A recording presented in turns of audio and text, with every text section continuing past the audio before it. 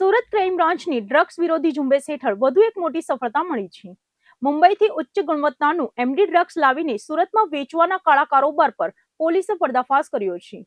સુરત શહેરને નશામુક્ત બનાવવા માટે ક્રાઇમ બ્રાન્ચ દ્વારા ચલાવવામાં આવી રહેલી ડ્રગ્સ વિરોધી ખાસ મુહિમ અંતર્ગત બાતમીના આધારે મોટો દરોડો પાડવામાં આવ્યો હતો. આ કાર્યવાહી દરમિયાન પોલીસે તોકીર ઉર્ફ બિલ્લા નામના ઈસમની ધરપકડ કરી છે. તેની તલાશી લેતા તેની પાસેથી 53 ગ્રામ જેટલું ઉચ્ચ ગુણવત્તાવાળું એમડી ડ્રગ્સ મળી આવ્યું હતું, જેની આંતરરાષ્ટ્રીય બજારમાં અંદાજિત કિંમત રૂપિયા 1.61 લાખથી 1.70 લાખ જેટલી થાય છે. પોલીસની પ્રાથમિક પૂછપરછમાં ચોંકાવનારો ખુલાસો થયો છે કે આરોપી તોકીર આ ડ્રગ્સ મુંબઈના ધારાવી વિસ્તારમાં રહેતા સમીર નામના શખ્સ પાસેથી ખરીદીને લાવ્યો હતો. આ ડ્રગ્સનો જથ્થો સુરતના ભિસ્તાન વિસ્તારમાં રહેતા યાસીન સલમાન શેખને સપ્લાય કરવાનો હતો. બાતમી મળતા જ ક્રાઇમ બ્રાન્ચની બીજી ટીમે ત્વરિત કાર્યવાહી કરીને લાજપોર વિસ્તારમાંથી યાસીન શેખની પણ ધરપકડ કરી લીધી હતી. પોલીસ તપાસમાં સામે આવ્યું છે કે ઝડપાયેલો બીજો આરોપી યાસીન શેખ અગાઉ પણ એનડીપીએસ એક્ટ હેઠળ ગુનાઓમાં સંડોવાયેલો રીઢો ગુનેગાર છે. આરોપી તોકીરે કબૂલાત કરી હતી કે તે છેલ્લા 2 મહિનામાં મુંબઈથી 50 ગ્રામ ડ્રગ્સની આવી કુલ 3 સફળ ટ્રીપ મારીને સુરતમાં ડ્રગ્સનું નેટવર્ક ફેલાવી રહ્યો હતો. હાલ સુરત ક્રાઇમ બ્રાન્ચ દ્વારા બંને આરોપીઓને અદાલતમાં રજૂ કરીને રિમાન્ડ મેળવવાની તજવીજ હાથ ધરવામાં આવી છે. મુંબઈથી ડ્રગ્સ સપ્લાય કરનાર સમીર સુધી પહોંચવા અને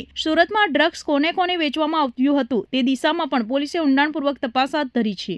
આ અંતર્ગત ક્રાઇમ બ્રાન્ચના પોલીસ ઇન્સ્પેક્ટર જૈન ઝાલા સાહેબ અને એમની ટીમને એક ઇન્ફોર્મેશન મળી હતી, જેના આધારે કે મુંબઈથી એક ઇસમ ડ્રગ્સ સુરત લાવી અને વેચવાનો છે અને એ મિંઢોળા બ્રિજથી કપલેટા તરફ આવવાનો છે. આ બાતમીના આધારે કાલે તેમની ટીમ દ્વારા રેડ કરવામાં આવી હતી અને એક તોકીર ઉર્ફે બિલ્લા સન ઓફ રઈસ ખાન, જે ઉનપાટિયા ગોલ્ડન નિવાસ આસપાસ રહે છે, એને પકડી પાડવામાં આવ્યો હતો. એમના કબજામાંથી 53 ગ્રામ જેટલું સારી ક્વોલિટીનું એમડી ડ્રગ્સ મળી આવ્યું છે અને એની પૂછપરછમાં આ ડ્રગ્સ એ મુંબઈથી એક સમીર નામના માણસ પાસેથી ધારાવી એરિયામાંથી લઈને આવ્યો હતો અને આ ડ્રગ્સ આગળ યાસીન સલમાન શેખ, જે ઊન પાટિયા પાસે ભેસ્તાનમાં રહેવાસી છે, એને આપવાનું હતું.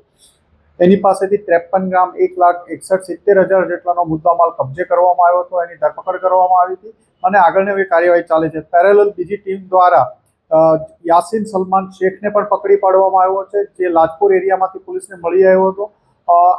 યાસીન શેખ વિરુદ્ધ પહેલા અગાઉ એનડીપીએસનો ભેસ્તાન પોલીસ સ્ટેશનમાં 23 ગ્રામનો કેસ ગયા વર્ષે રજીસ્ટર થયેલો છે. આ ઉપરાંત એના વિરુદ્ધ એક બીજો કેસ છે અને છેલ્લા 2 માસમાં તોકીર 3 ટ્રીપ 50 ગ્રામ જેટલું ડ્રગ્સ લાવી અને યાસીનને આપેલાનું પ્રાથમિક પૂછપરછમાં કબૂલેલું છે.